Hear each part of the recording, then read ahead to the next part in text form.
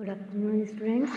आज ये जो मैं वीडियो भेज रही हूँ, कल हमने जो पढ़ा था हमने पढ़ा था कल interior of the earth. So interior of the अर्थ के मैंने कल आपको बताया था कि अर्थ के अंदर क्या क्या चीज़ें मिलती है, कैसे। इनके बाद इसके सोर्सेज बताए थे इंफॉर्मेशन के लिए कि किसी ढंग से हम इंटीरियर ऑफ द अर्थ जान सकते हैं।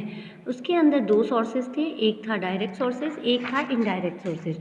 डायरेक्ट सोर्सेज में मैंने आप लोगों को इजीली बता दिया था कि किस ढंग से हम डायरेक्ट सोर्सेज के थ्रू, उसके अंदर हमने सरफेस, मैंने तीन बताए थे। एक तो सरफेस रॉक, एक माइनिंग बताया था और एक वॉल्केनिक इरप्शन बताया था। इनडायरेक्ट सोर्सेज में भी मैंने आपको ऑब्जर्वेशन बताया था, मेट्रॉस बताया था और ग्रेविटेशनल फोर्स और सिस्मेटिक एक्टिविटी बताया था। अब मेन चीज़ थी आप लोगों की सिस्मेटिक एक्टिविटी। जो सिस्मेटिक एक्टिविटी थी वो मैंने आपको बताया था कि किस ढंग से वेव्स अर्थ पर इधर से उधर जाती है। तो वो सिस्मेटिक मैंने अब स्टार्टिंग ही हमने इसी से की थी। अब आपको थोड़ा सा मैं आइडिया दे देती हूँ। वैसे मैंने बहुत कुछ लिख रखा है इस पर, सो आपको नीचे मेरे पास प्लेस नहीं है। यहाँ पे सिस्मेटिक वेव मैंने बताया था कि जैसे ये एपी सेंटर है, मतलब जो अंदर का सेंटर था, उसमें से वेव्स निकलती है और ये जाके अर्थ तक होती है। तो ये सारी वेव्स हमारी क्या कहलाती है? सिस्मेटिक वेव्स कहलाती है। ये वाईफाई का सिग्नल मत समझ लेना, ठीक है। इसके बाद आ जाता है बेटा कि अब हम जो पढ़ेंगे स्टार्टिंग, अब इसमें स्टार्टिंग आ जाती है हमारी, the study of seismic waves provide a complete picture of layout interior. जो सिस्मेटिक वेव्स होती है वो हमें इंटीरियर की पूरी पिक्चर देती है। An earthquake in simple word is shaking of the earth. Earthquake किसे कहते हैं हम? अब आपने कभी देखा भी होगा कि अर्थक्वेक कभी महसूस किया है, हर बच्चा महसूस बहुत कम हुआ है, अपने इधर तो बहुत कम आया है, परंतु जब जब आया तो उसको हम इसी ढंग से कहते हैं कि शेकिंग ऑफ द अर्थ, मतलब पृथ्वी हिल जाती है। It is a natural event होता है। It is cause due to release to energy which generate waves that travel into all direction. हम सिस्मेटिक वेव को हम ये इस ढंग से कहते हैं कि जब अंदर से पृथ्वी की शक्तियाँ कार्य करती है और उसके कारण ऊपर सरफेस पर जो शेकिंग होती है उसे हम अर्थक्वेक के द्वारा समझते हैं। अब एक क्वेश्चन हमारे दिमाग में आता है, why does the earthquake shake? Earthquake क्यों आता है, क्या कारण है? The release of energy occurs along a fault. Fault is a shape of brick in a crystal rock along a fault tend move to in opposite direction. अब इसको मैं एक डायग्राम के द्वारा मैं आपको थोड़ा सा समझा देती हूँ कि मान लो हमारी दो, जो मैंने आपको पहले वीडियोस में देखा होगा या आपने छोटी क्लासेस में बैठा होगा कि ये हमारी अर्थ है, इसके अंदर जगह थोड़ी थोड़ी प्लेट्स बनी हुई है सब तरह की। तो ये जो प्लेट्स हमारी है, ये आप क्या सोचते हैं कि ये सारी, ये तो सॉलिड फॉर्म से बनी हुई है प्लेट्स, परंतु इनके आसपास का लिक्विड फॉर्म है। वो लिक्विड फॉर्म क्या करता है? मूव करता है, एक दूसरे को धक्का मारता है। तो जो लिक्विड फॉर्म है वो धक्का मारेगा, या फिर जो प्लेट्स, अब दो प्लेट्स है, जैसे ये दो प्लेट्स आपस में जब टकराती हैं तो जो बीच का हिस्सा होता है या तो वो ऊपर उठ जाता है या ये नीचे आ जाता है। तो जब धक्का, प्रेशर लगता है दोनों तरफ का, तो वो क्या कहलाता है? वो कहलाता है हमारा फॉल्ट। इस जगह को हम क्या कहते हैं? फॉल्ट कहलाता है। ये फॉल्ट कहलाता है।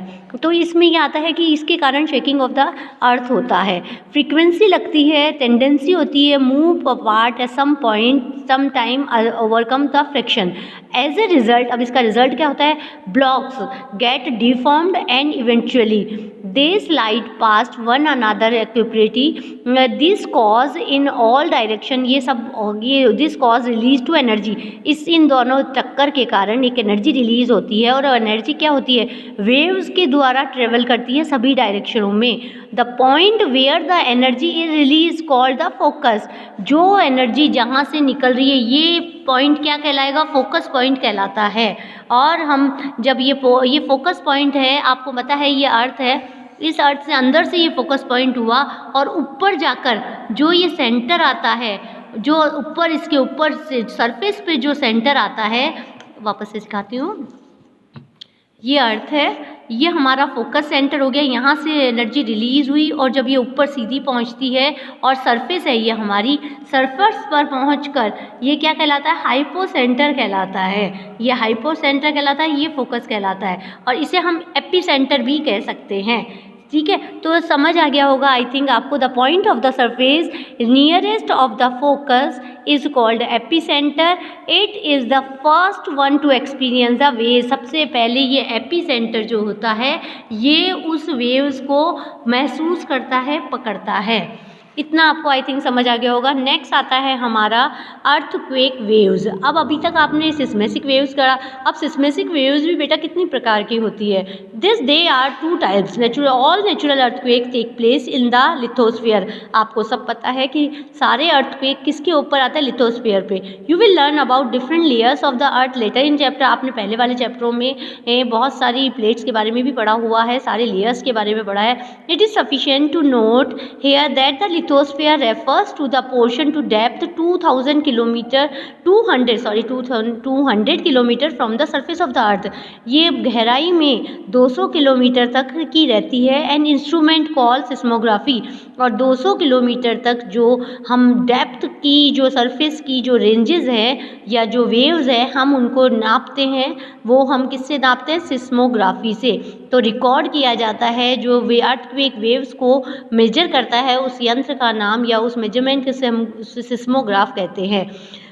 Seismograph record the waves. Seismograph records the waves reaching the surface. अब ये जो सरफेस के ऊपर जो वेव्स आ रही है,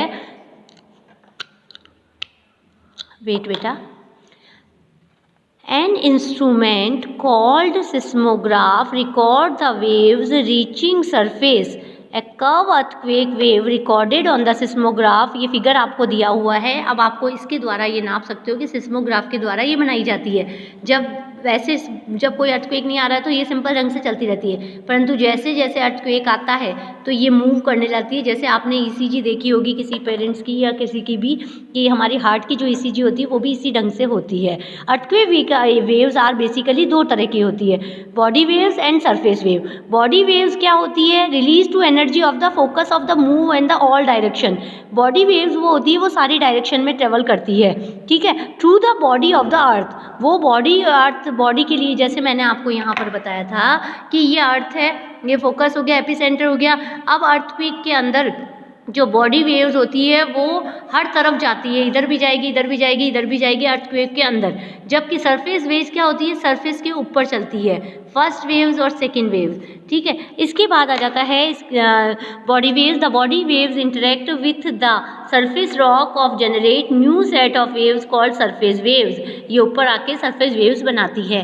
these wave move along the surface, ये सरफेस पे दौड़ती है। The velocity of waves change in the travel through material with different density. जो सरफेस वेव्स होती है उनकी वेलोसिटी के आधार पर वो इधर उधर चलती है। उनके जो अंदर जो मटीरियल होता है उसके आधार पर वो वेलोसिटी के आधार पर, वेलोसिटी कैसे होती है, उनकी जो चलने की क्षमता होती है वो मटीरियल के आधार पर होती है, विद द डिफरेंट डेंसिटी के आधार पे।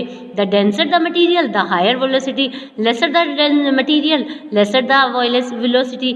These their direction also changes as they reflect as refer when coming across material with different density। So यहाँ तक आई थिंक आपको समझ आ गया होगा। अब जो बॉडी वेव्स थी, there are two types of body waves. Body waves कितने प्रकार की होती है, दो प्रकार की। They are called P and S waves. अब पी वेव्स और एस वेव्स में क्या आता है अंतर, इन दोनों के अंतर मैं आपको इसके द्वारा मैं आपको दूसरे ढंग से समझाती हूँ। सो ये पी वेव्स और एस वेव्स का मैंने यहाँ पर डिफरेंटली बताया है कि पी वेव्स क्या है बेटा, yes, P waves is called primary waves. ये क्या कहलाती है, वास्तव में प्राइमरी वेव्स कहलाती है। सबसे पहले ये प्राइमरी वेव्स क्यों कहलाती है, क्योंकि ये यहाँ से स्टार्ट होती है, इसीलिए इन्हें बॉडी वेव्स भी कहते हैं। बॉडी वेव्स की पी वेव्स कहलाती है। इसके बाद पी वेव्स मूव फास्टर, ये बहुत तेज चलती है, अंदर चलती है। First arrives of the surface, ये पहले सरफेस पे पहुंचती है। सिमिलर साउंड वेव्स, और ये भी सेम साउंड वेव्स की तरह होती है। Travel through gaseous liquid solid material, ये अंदर चलती है तो इनके अंदर तीन तरह का मटेरियल होता है, सॉलिड भी होता है, गैस भी होता है, लिक्विड भी होता है। जबकि एस वेव्स कैसी होती है, S waves called secondary waves, ये सेकेंडरी वेव्स कहलाती है। जो सरफेस पे पी एस वेव्स कहलाती है। टाइम लैग, और इनके अंदर ये टाइम लेके आती है, जब बॉडी वेव्स के बाद ये आती है। They can travel through solid material, और ये किसके द्वारा आती है, सॉलिड मटीरियल के द्वारा आती है। सो हम इसको कह सकते हैं, ये ओनली सॉलिड मटीरियल में ही आती है एस वेव। सो हम ये कह सकते हैं the variation at the direction of waves are interfered with the help of their record as seismograph. The surface waves are the last to report of seismograph. जो seismograph पर जो रिपोर्ट देती हैं वो एस वेव्स की देती हैं। These waves are more destructive, ये बहुत डिस्ट्रक्टिव होती है। They cause displacements of rocks को भी तोड़ देती है। Hence the collapse of structure occurs. So बेटा ये आपका मैंने आज यहाँ तक ही बताया है। नेक्स्ट वीडियो में मैं आपको टाइप्स ऑफ अर्थक्वेक बताऊंगी। So take care and